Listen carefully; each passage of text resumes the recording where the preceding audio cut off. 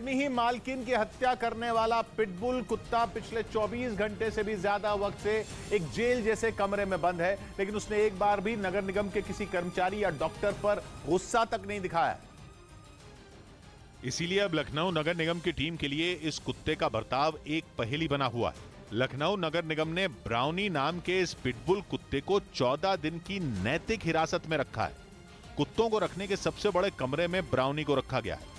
कमरे का साइज है 10 फीट बाय 15 फीट, लेकिन इस लंबे चौड़े कमरे में न तो उसका मालिक अमित त्रिपाठी है और न ही उसका कोई और जानकार। इसीलिए नगर निगम भी कोई खतरा मोल लेने के मूड में नहीं है। बिना इजाजत किसी को ब्राउनी के पास जाने नहीं दिया जा रहा। ये वो कारागार है जिसमें के अंदर पिटबुल है और यहाँ पर आप देखिए लिखा हुआ है do not open gate without permission.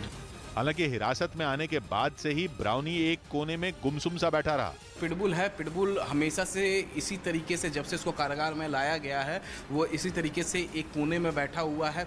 नगर निगम के लिए पहेली ये है कि उनकी हिरासत में शांत दिख रहे कुत्ते ने अपनी ही मालकिन की जान कैसे ले ली। मंगलवार को जिस वक्त ब्राउनी ने अपनी मालकिन की हत्या की, उस वक्त अमित त्रिपाठी घर पर नहीं थे। पिटबुल के बारे में ऐसा कहा जाता है कि they are one man dog, कि वो एक ही व्यक्ति को अपना मास्टर समझते हैं और उन्हीं के आदेशों का पालन करते हैं। अब नगर निगम की टीम अगले 14 दिन तक ब्राउनी के बर्ताव पर नजर रखेगी, क्योंकि ये कहानी अब तक हर किसी के लिए पहेली बनी हुई है कि आखिर कोई पालतू कुत्ता अपनी मालकिन की हत्या कैसे कर सकता है। ऊपर से लखनऊ के कैसरबाग इलाके के लोगों के लिए बीते मंगलवार का दिन बेहद खौफनाक रहा, जब उन्होंने 82 साल की हंसमुख महिला को अपने बीच से खो दिया। बताया जा रहा है कि जिस वक्त ब्राउनी ने रिटायर्ड टीचर सुशीला त्रिपाठी पर हमला किया, उस वक्त अमित त्रिपाठी घर पर नहीं थे। अमित उस वक्त जिम में वर्कआउट के लिए गए हुए थे। जिस टाइम ये घटना हुई उस टाइम अमित त्रिपाठी जो पिटबुल से ज्यादा लगाव रखते थे उस टाइम घर पे नहीं थे, उस टाइम जिम ट्रेनिंग पे गए हुए थे। पड़ोसियों का दावा है कि अमित के घर से अचानक उसकी मां सुशीला की चीखों की आवाजें आने लगी। घर में मौजूद ब्राउनी को किस बात पर गुस्सा आया कोई नहीं जानता, लेकिन उस दिन वो अपनी ही मालकिन पर टूट पड़ा। उसने उनके पेट को नोचना शुरू किया। घर अंदर से बंद था, लेकिन चीखें घर के बाहर पहुंच रही थी। पड़ोसियों ने अंदर आने की कोशिश भी की, लेकिन घर बंद था। बाद में कुछ पड़ोसी दीवार फांद कर घर में पहुंचे। उन्होंने कुछ ईंटें भी ब्राउनी पर मारी, लेकिन कुत्ते पर ऐसा खून सवार था कि वो अपनी मालकिन को नोचता रहा। इसीलिए जो लोग उस खौफनाक घटना के गवाह बने वो इसे कभी भूल नहीं सकते। हालांकि जानलेवा हमले करने का पिटबुल का ये कोई पहला मामला नहीं है। अमेरिका में तो अब लोग पिटबुल नस्ल के कुत्ते रखने से ही तौबा करने लगे हैं, इसलिए इससे जुड़े आंकड़े हैरान करने वाले हैं। अमेरिका की एक संस्था ने आंकड़ा दिया कि जितने पिटबुल कुत्ते अमेरिका में हैं, उनमें 50% मतलब आधे कुत्ते या तो बिक्री के लिए या फिर गोद लेने के लिए उपलब्ध हैं। मतलब इन कुत्तों के मालिक इन्हें छोड़ने के लिए बेताब हैं। इसकी वजह भी समझना मुश्किल नहीं है। 2009 से 2018 के बीच अमेरिका और कनाडा में 3569 लोगों की जान पिटबुल कुत्तों के हमलों में चली गई। 2 देशों में 3500 लोग केवल पिटबुल कुत्तों के हमलों में मारे गए। इनमें कितनी घटनाएं सिर्फ अमेरिका की हैं ये तो साफ नहीं है, लेकिन अमेरिका से जुड़ा हैरान करने वाला आंकड़ा यह है कि कुत्तों के हमलों में मरने वाले लोगों में 80% ऐसे रहे जिन पर पिटबुल कुत्तों ने हमला किया। अब इससे जुड़ा एक और आंकड़ा है जो चौंकाने वाला है। अमेरिका में पिटबुल कुत्तों की कुल गिनती करीब 45 लाख है, लेकिन देश में मौजूद कुल पालतू कुत्तों में यह गिनती 6% से भी कम है। मतलब केवल 6% कुत्ते अमेरिका में कुत्तों के हमलों में हुई 80% मौतों के जिम्मेदार हैं। और ऐसा इसलिए है क्योंकि पिटबुल कुत्तों का अगर मूड बिगड़ गया तो ये काबू में नहीं आते। गुस्सा ऐसा है कि एक बार पारा चढ़ गया तो जान तक ले सकते हैं। भोपाल में न्यूज़ 18 की टीम कुत्तों के एक ट्रेनिंग सेंटर में पहुंची। ऐसा ट्रेनिंग सेंटर जिसे मध्य प्रदेश पुलिस चलाती है। वहां तैनात कुत्तों की ट्रेनिंग के एक्सपर्ट पिटबुल कुत्तों को घरों में रखने की सलाह नहीं देते। डॉग फाइटिंग होती है कोई कंट्रीज में, वहाँ पे इसका उपयोग ज़्यादा होता है और इस डॉग को बड़ा सोच समझ के पालना चाहिए। बल्कि ये तक कहते हैं कि इन कुत्तों को केवल शिकार के लिए ही रखा जाता है। यूरोप में, अमेरिका में जो सुअर का शिकार करते हैं वो शिकार करने के काम में आती है। मतलब ये कि ये ऐसे शिकारी कुत्ते हैं जो अपने शिकार को किसी कीमत पर नहीं छोड़ते।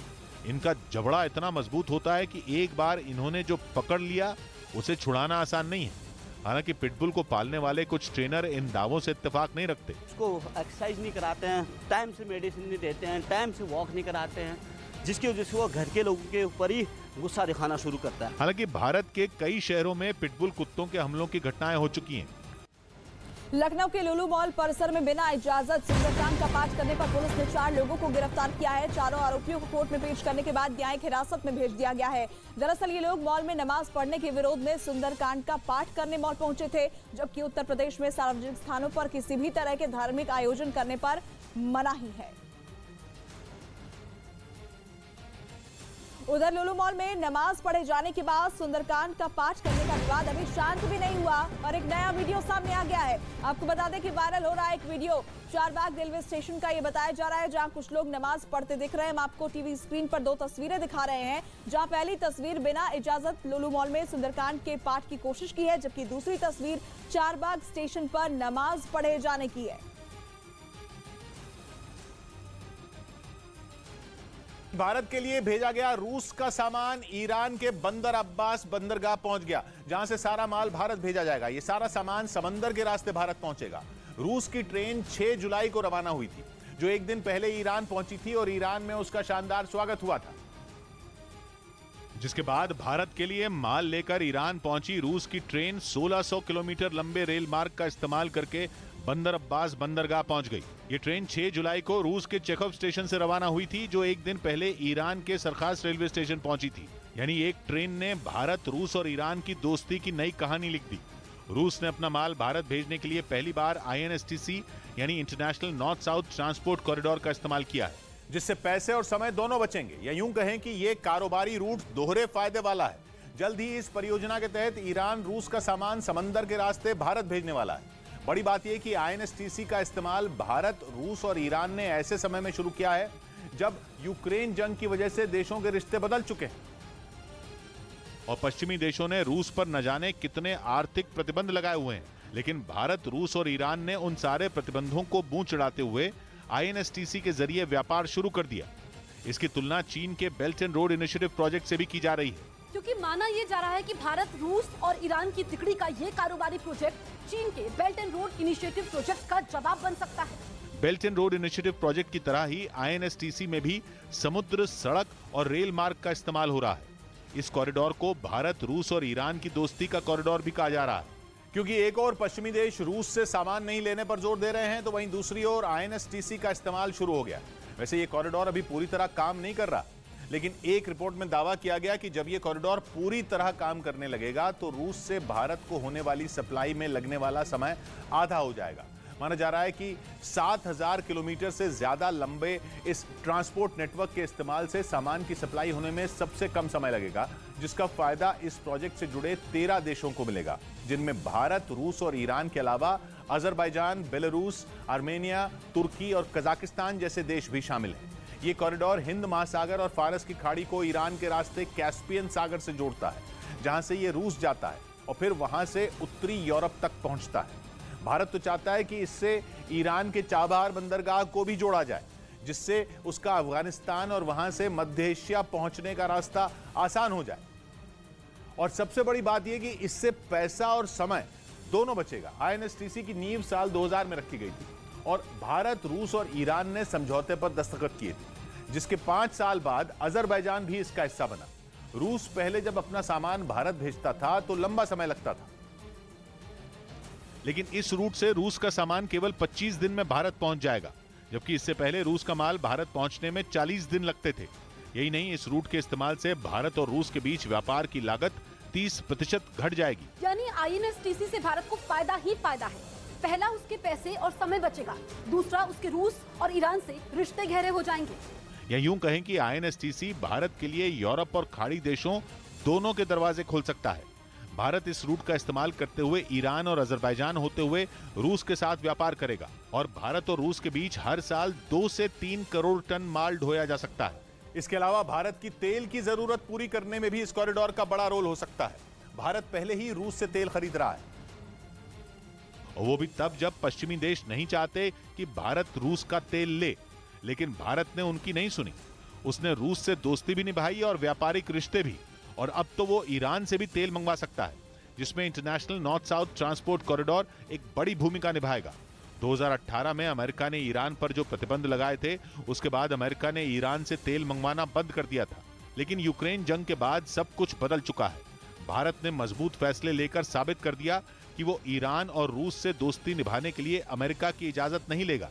INSTC के जरिए व्यापार शुरू करके तो उसने डंके की चोट पर यह जता भी दिया और बता दिया कि भारत, रूस और ईरान की तिकड़ी अपनी दोस्ती वाले इस कॉरिडोर का लोहा मनवाने का दम रखती है। इधर दलाई लामा लद्दाख में रहेंगे। तिब्बती धर्मगुरु दलाई लामा अपने लद्दाख दौरे पर लेह पहुंचे, जहां लोगों ने उनका जोरदार स्वागत किया। सुप्रीम कोर्ट ने फिर साफ किया कि अगर कोई महिला और पुरुष लंबे समय तक अपनी मर्जी से साथ रहते हैं, लेकिन फिर रिश्ते खराब होने पर महिला रेप का मामला दायर करवाती है, तो ये रेप केस नहीं माना जाएगा। अदालत ने राजस्थान के एक आदमी को जमानत देते हुए ये टिप्पणी की। दिल्ली के द्वारका में पुलिस ने मकानों में चोरी करने वाले 3 आरोपियों को गिरफ्तार कर लिया। उत्तर प्रदेश की राजधानी लखनऊ के एक रेलवे स्टेशन पर नमाज पढ़ने का एक वीडियो सोशल मीडिया पर वायरल हो गया। ये वीडियो ऐसे समय में आया जब पहले से ही शहर के लुलु मॉल में मुस्लिम समुदाय से जुड़े कुछ लोगों के नमाज पढ़ने के बाद से हंगामा मचा हुआ है। और अब एक बार फिर लखनऊ से ही इसी तरह का एक और वीडियो सामने आ गया। जो वीडियो सामने आया उसमें लखनऊ के एक रेलवे स्टेशन पर एक आदमी नमाज पढ़ता दिखाई दिया। वीडियो शहर के चारबाग रेलवे स्टेशन का बताया जा रहा है, जिसमें वो आदमी प्लेटफॉर्म नंबर 3 पर बैठकर नमाज पढ़ता नजर आ रहा है। बाद में रेलवे स्टेशन पर नमाज पढ़ने का ये वीडियो सोशल मीडिया पर वायरल हो गया। मतलब ये कि लुलु मॉल में नमाज पढ़ने का मामला अभी ठंडा भी नहीं पड़ा था कि अब रेलवे स्टेशन पर नमाज पढ़ने का एक दूसरा वीडियो भी सामने आ गया। जबकि उत्तर प्रदेश की सरकार ने राज्य में सार्वजनिक जगहों पर किसी भी तरह के धार्मिक अनुष्ठान या फिर पूजा पाठ करने पर रोक लगा रखी है। अमेरिका के राष्ट्रपति बाइडेन का इजरायल और सऊदी अरब का दौरा अपने मकसद में कामयाब होता दिख रहा है। खबर थी कि इस दौरे में बाइडेन इजरायल और सऊदी अरब के बीच दोस्ती करवाने की कोशिश करेंगे और उस वक्त उनकी इस कोशिश का असर भी होता दिखा जब सऊदी अरब ने इजरायल के विमानों के लिए अपनी एयर स्पेस को खोलने का ऐलान कर दिया। और ऐसा हुआ बाइडेन के इजरायल से सऊदी अरब रवाना होने से ठीक पहले। बाइडेन ने भी इस फैसले की तारीफ करने में देर नहीं लगाई और इसे ऐतिहासिक बता दिया, जबकि इजरायल ने इसे सऊदी अरब के साथ दोस्ती का पहला कदम बताया।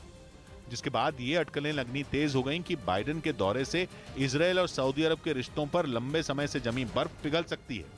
और माना जा रहा है कि इसके लिए बाइडेन ने दौरे की शुरुआत से पहले ही पूरा गेम प्लान तैयार कर लिया था। इसीलिए उनके एजेंडे में लाल सागर में मौजूद 2 टापू तिरान और सनाफिर भी शामिल थे, क्योंकि ये वो आइलैंड हैं जिनकी वजह से लंबे समय से सऊदी अरब और इजरायल के बीच तनातनी जारी है। ये दोनों टापू तिरान स्ट्रेट के पास हैं, जो जॉर्डन और इजरायल के बीच समुद्री रास्ता बनाते हैं। सऊदी अरब ने अपनी मर्जी से 1950 में दोनों टापुओं का कंट्रोल मिस्र को दिया था, लेकिन 1979 में मिस्र के साथ हुए इजरायल के एक समझौते ने सारा खेल बिगाड़ दिया, क्योंकि इस समझौते के तहत तिरान स्ट्रेट से इजरायल के जहाजों को गुजरने की छूट दी गई।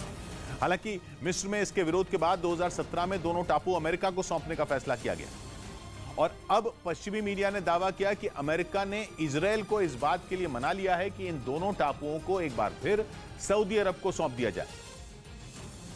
मतलब ये कि सऊदी अरब पहुंचने से पहले ही बाइडेन ने क्राउन प्रिंस मोहम्मद बिन सलमान को बड़ा तोहफा देने की तैयारी पूरी कर ली, जिसे सऊदी अरब और इजरायल के संबंधों की बहाली के लिए बहुत बड़ा कदम माना जा रहा है। हालांकि बाइडेन के लिए उन दोनों देशों की दोस्ती कराना अब भी टेढ़ी खीर साबित हो सकता है, क्योंकि इसमें सबसे बड़ा पेच है फिलिस्तीन का मुद्दा, जिसकी वजह से सऊदी अरब ने अभी तक इजरायल को एक देश की मान्यता नहीं दी है।